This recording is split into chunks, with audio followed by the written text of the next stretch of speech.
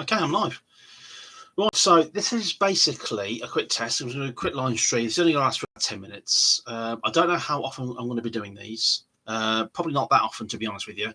I kind of like making the short videos and having a bit more control over what I'm saying. Although, to be honest with you, I don't do much prep anyway. I kind of might make a couple of notes or get a general idea in my head of the kind of videos that I want to make, and just basically run it as a stream of consciousness, because I find, well, it's obvious if I've scripted something, so you can see me going anyway. Blah, blah, blah, blah, blah, blah, blah, look, I'm reading an auto cue, and I'd prefer just a mind fart, to be honest with you, and just to talk about what it is that I want to talk about. So I might be doing some more of these live ones. I might save them special occasions if something's going to happen, if I've got an announcement to make, or if I'm just trying to update people on what's going on. And so we'll just see how we get on. So I'll put out an invitation to see what people want to come along and say hello. It was very last minute stuff, so I'm not expecting many people. At the moment, it's still saying 0, and that's cool.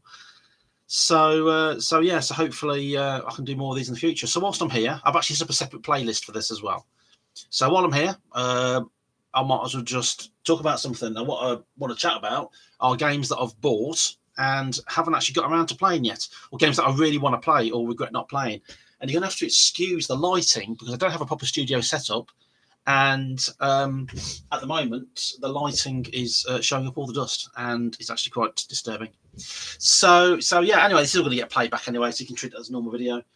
Terminator I desperately do want to play, because I've already had an idea for a fight in the future war, so massive battle from about 2024 onwards. If you played the game Terminator Resistance, then that's what it's called anyway.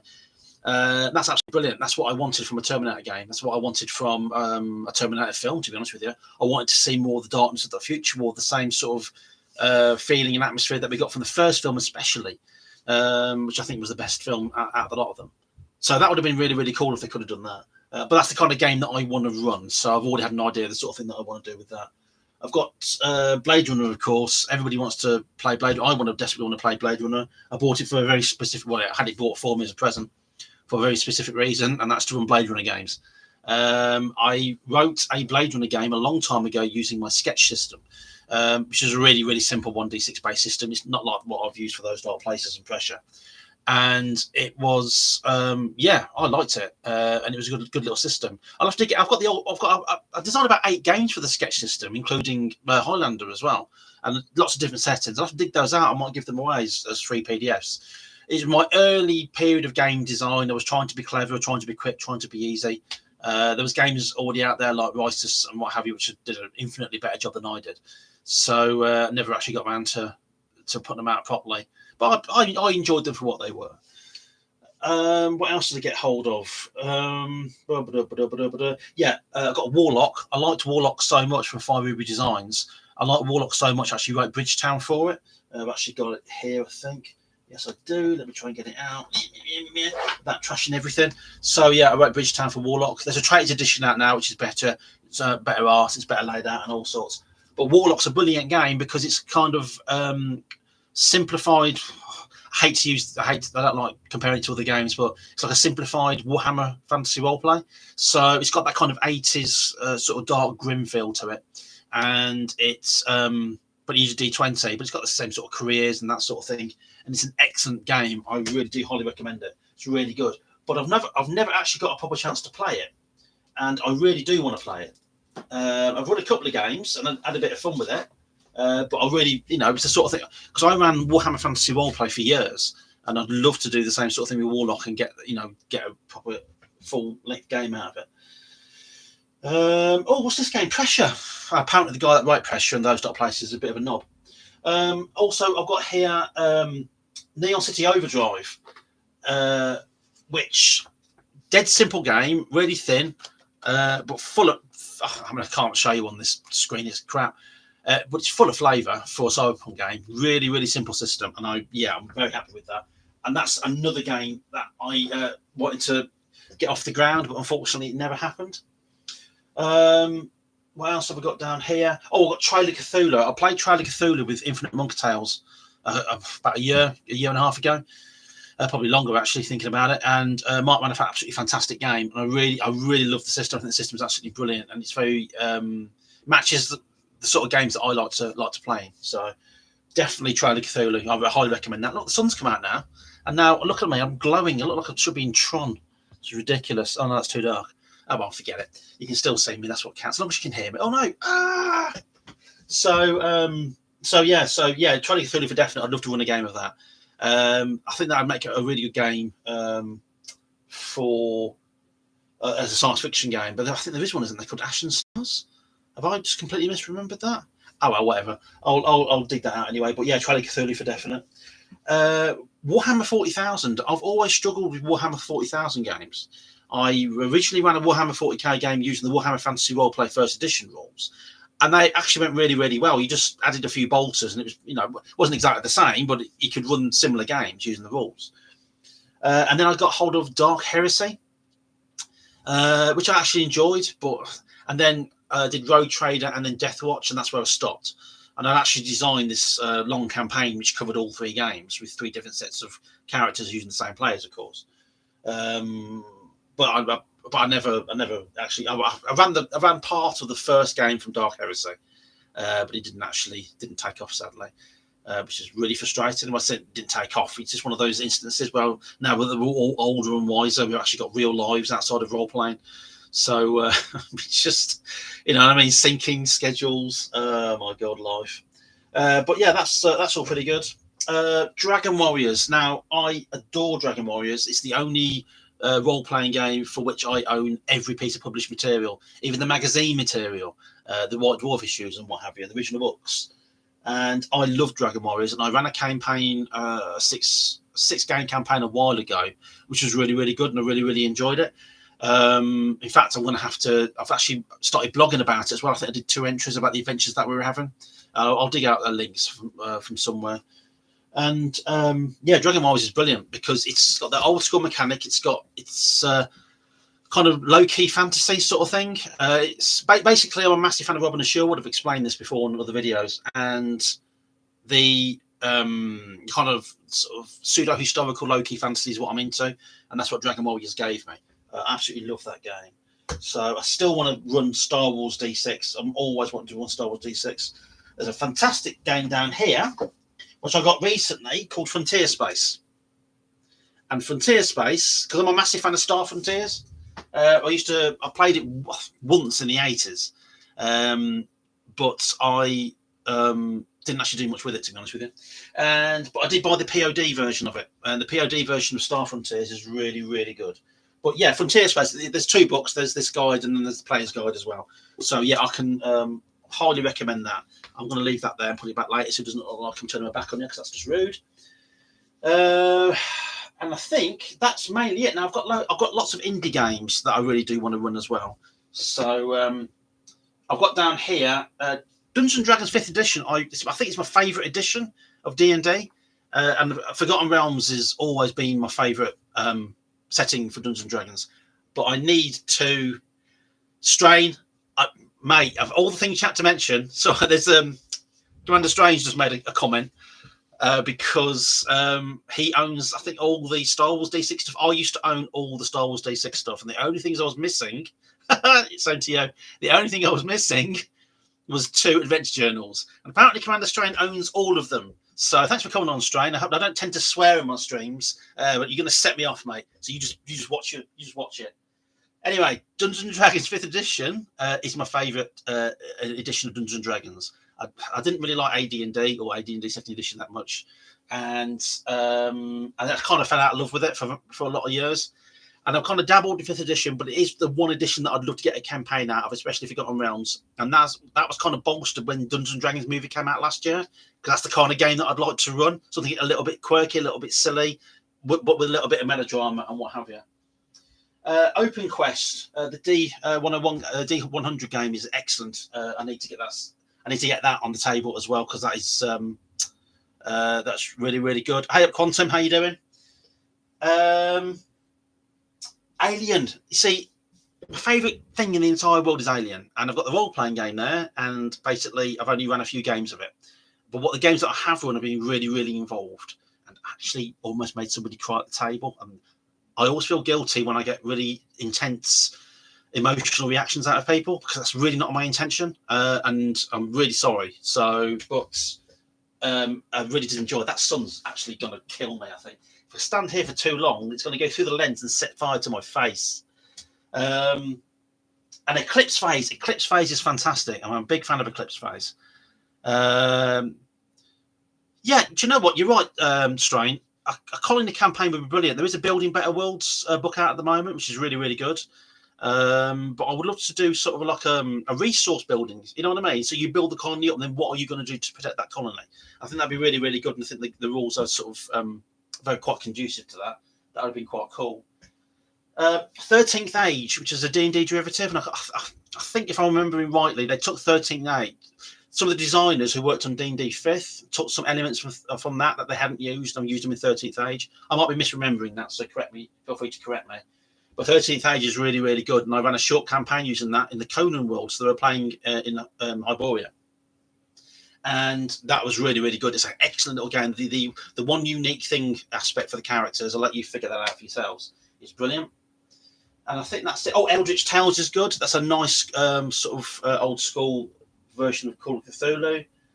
And I think, oh my God, what am I talking about? Dune. I've got the Dune role-playing game down there, and I absolutely love it. I think it's absolutely fantastic. I think Dune is an excellent setting. It's got lots of depth and lots of rich lore that you can get into depending on what part of the timeline that you're in. I probably wouldn't touch God Emperor era because it's batshit insane. But it is a really, really good game, and yeah, I'd love to do something sort of pre Atreides on Arrakis. That would be amazing. And then finally, amazingly, now I picked this up. I'm just going to get it out. I picked this up at a charity shop for about £15, and it's the original Game of Thrones D20 based open campaign role playing game of Game of Thrones. It's really good. It's incredibly dense, as you can see. I dropped it whilst I was walking out the shop and killed 4 people. And it is, there was a page count, but I think here we go. Well, here we go. Well, this page that I'm looking at near the back is page 477. It's nearly 500 pages long. You don't need to roll dice. You could actually use this to kill people with.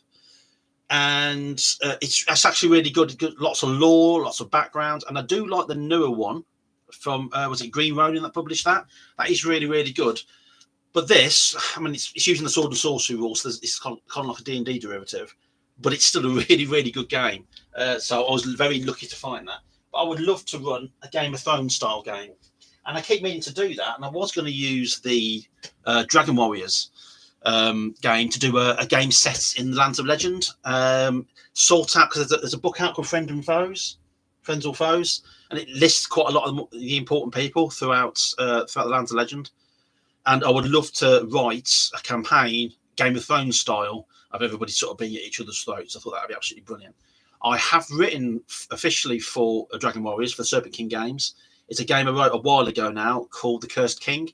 And at the moment, it's still in development. They've sorted out the artwork for it. It's absolutely fantastic. I'm really pleased with it. Hopefully, we'll see that soon. It has been on the delayed shelf for a little while, but it was a pleasure to write. And yeah, hopefully, we'll see that at some point. It's really nice to be able to be involved with the games that I grew up with. I grew up with Dragon Warriors. I've written for Fighting Fantasy. I've written adventures and part of a rule book for the Advanced Fighting Fantasy line, which has cheered me up no end. That's really, really nice. And I've kind of written for MERP because Against the Dark Master came out a couple of years ago, and I wrote Legacy of Blood for that. And I love that game because it's sort of heavy metal 80s fantasy. I'm a massive fan of MERP, so that's really, really good. Yes, I will come along, Strain, if you do run something for that. Yes, I have got the Star Trek Adventures. It's really, really good. I want to buy hardback books, but apparently there's a second edition coming out now, so I'm going to wait till that comes out. But I've got it on PDF. I'm a big fan of it, actually. I think it's really, really good. And I think the background and the artwork that they've used and the layout and the design and style is brilliant. I set my games in the movie era, so what they call a lost era, in sort of the 1980s movies between Star Trek the Motion Picture and Star Trek 6. In fact, the game that I wanted to run was set just after Star Trek 6. So you've got the Klingons who, everything's gone wrong for them, and they're trying to, and everybody doesn't trust each other. Basically, it's the end of the Cold War, and they're basically just trying to live together, but they don't trust each other. So I created a ship of basically diplomats that go around to these different areas, because a lot of the Klingons fled their star system after what happened on Praxis. So they're going around basically trying to say, just chill out, everything's cool. I was going to base some adventures around that with the red tunics. The what were they calling them? The scarlet tunics? I can't remember. Or the maroon ones. I think those tunics are absolutely fantastic. In fact, that is my favourite uniform. It's my favourite era, I think. Massive fan of Deep Space Nine. That's probably my favourite Star Trek show, sort of thematically and dramatically. But for design-wise, definitely the movies, definitely the original movies. The refit Enterprise is just a work of genius. I absolutely think that's gorgeous. And I think that'll do, actually, for that lot. Oh, Coriolis. That's another one as well. Coriolis. Get that sorted, because Coriolis is fantastic. The setting for Coriolis is beautiful. The artwork is absolutely stunning, and the rule system's really good. Again, it uses the same rule system, sort of Alien and Blade Runner and that sort of thing. The Year Zero system, I think it's called. But if you get a chance to have a go at Coriolis, just reading the background is enough to give you about 1,000,000 years worth of adventure ideas. Because I was when I got it, I just reread the first 3 books of the Dune saga, and I was very much in a Dune mood. And Coriolis helped scratch that itch. So yeah, I can highly recommend Coriolis. What else? Oh, I also want to do Cthulhu Dark Ages, the original version. Cthulhu Dark Ages, actually, I used the system to run Middle Earth games. I was running Middle Earth role-playing games using the Cthulhu Dark Ages and the RuneQuest Monsters book, and it's really good. It's like a nice cut-down version of RuneQuest. Excuse me. And it actually got a absolutely fantastic. Hey, Kanifa, how you doing? Actually got absolutely fantastic campaign out of it. In fact, it's probably one of my better Middle Earth campaigns. I will be doing a separate video on this, but I did spend years trying to get the perfect Middle Earth campaign out. I played MERP in the 80s. I played different sort of games in the 90s. And it wasn't until the films came out, the Peter Jackson films came out, that I was felt I was on the same level as everybody else. We're all on the same playing field, because we all had a visual cue. Because I love the original trilogy, because we all got a visual cue of how everything was, and it made things a bit easier. But as far as Tolkien's concerned, because I'm so much in love with it and I have so much respect for the world, I was a bit of a snob about the sort of games that I wanted to run. And if the people at the table weren't treating it with the same sort of respect that I was getting really frustrated. I know it's really childish, isn't it? But that's just the way I felt. So, but one day I will get a Tolkien game off the ground, and it'll be good. Hey, Jason, how you doing? I will get a Tolkien game off the ground, and I have to suppress my own ego about how much I love and what I know about Tolkien, and just appreciate the game for what it is. And to get people on board with that, and they're around here somewhere, I picked up the Adventures in Middle-earth books to run with 5th edition, because they are really, really good. And 5th edition, like I say, is a pretty good game. And some of the players that I was speaking to, don't know why I'm waving these around, really. Some of the players that I was speaking to pretty much only played D&D 5th edition, so this is probably the best way to get them involved in the game, which is great. But I'm also a big fan of the One Ring, the game. I think it was originally Cubicle 7, but now it's been published by Free League. Big fan of that game. I think that's really good. I love the way the dice are used, are utilised, and I love the sort of characters that you can create. And yeah, it's a lot of fun. Blimey, I've got 6 people watching. That's a new record, isn't it? So yeah. So I think that's pretty much all the game. I've got a lot of games. At the moment, I'm really enjoying picking up independent games. So sort of from independent authors and publishers, which are great fun. Like I've got Sanctions, I've got Aegon, which is very good indeed, actually. Yeah, and Hawks and Horrors and stuff like that. So yeah, at the moment I'm really enjoying sort of picking up those sort of stuff. And like I say, I read that sort of stuff and I get loads and loads of ideas. I see what their approach to game design is, and it might trigger some ideas and thoughts, or thinking that's a really good idea. Because I get jealous sometimes. I'll read the way somebody's designed a game, and I think, God, I wish I thought of that. And I feel like a bit of a knob that I didn't think of that. And so they inspire me to sort of try harder and do better. I think you'll find.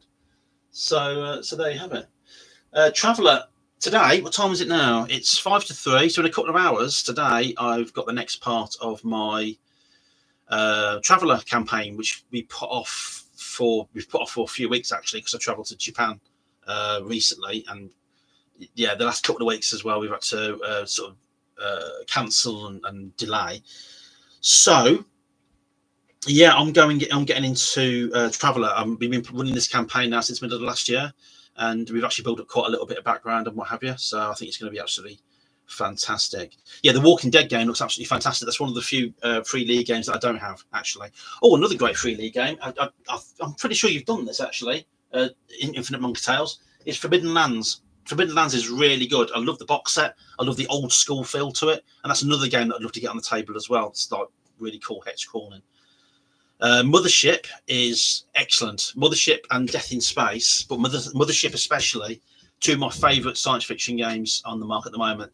The Mothership game system is so elegant and quick. It's just excellent, and I'm really, really impressed with it. And that's another one of those games which I'll look at and go, oh, I wish I thought of that. So yeah, really, really good. So I'm going to switch off in about 5 minutes. Got to have my tea. So I can hear my mum calling. So if anybody's got any questions, then very quickly bung them in, and I'm going to end the stream in about 5 minutes. So yeah, so whilst you're thinking about what to type, if you want to type, I'm not forcing anybody to ask questions to make myself look popular. I'm going to put these books back because I'm only going to forget. They're going to sit on my desk for ages.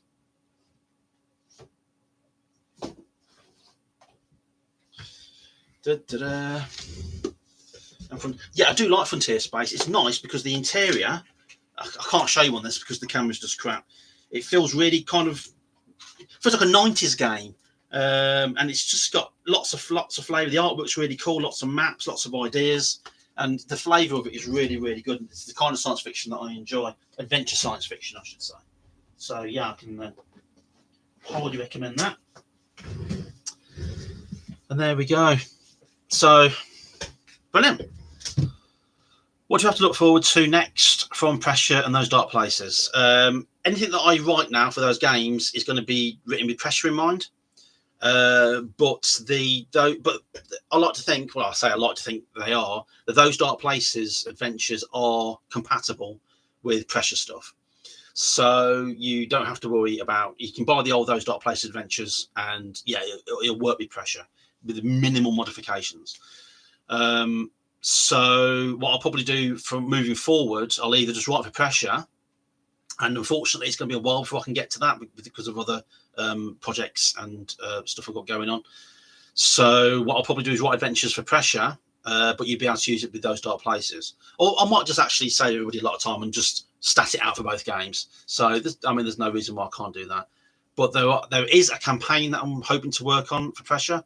I don't know if it's going to be a fully printed item, or I'm just going to release it as PDF online. What I'm thinking about doing is doing it as POD through Amazon, because I've already got an account set up with them to do POD. So I'm thinking about doing it POD through Amazon, so you can actually have a physical book. But that's something I'm going to have to look at in the near future.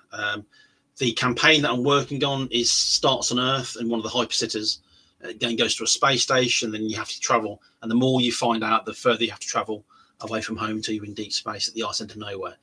So yeah, that is something I'm working on. And there's a couple of smaller adventures which I'm working on, because what's happening is I'm also working on adventures for deep space, which are really simple to do. I can get that written in just a few days, and what takes the time with that is just the layout and the artwork. But I'm working on those as well. But yeah, you will see some stuff from Pressure in the future.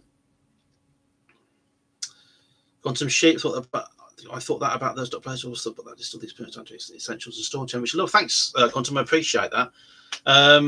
Those Dark Places, the thing is, and I admitted this, the first time I ran Those Dark Places was at Gen Con in 2020, I think it was. I ran an online game to show stuff off. I think the Lollygaggers were actually on that game. And I ran a quick game, and God, I wish I'd got a drink, actually. My throat's parched. Just talk too much. Well, that's bad. Little drop. I ran a game for lollygaggers, and I even said at that point, the older I get, the less I can be bothered to learn rules. So, because it just can't be asked. I just want to sit down and play the game. Back in the sort of 80s and 90s, I was more than happy to sit down and read pages and pages of rules, sort of Rule Master, Absorbed, and that sort of thing. But these days, I've got other stuff going on. And, I've got to do stuff in real life. I've got an adult at some point. So the least time I can spend messing about with rules, the more time I can just spend playing the game and enjoying it. And also as well with those Dark Places, I didn't want the rules to get in the way of the story, because it's a kind of a narrative game.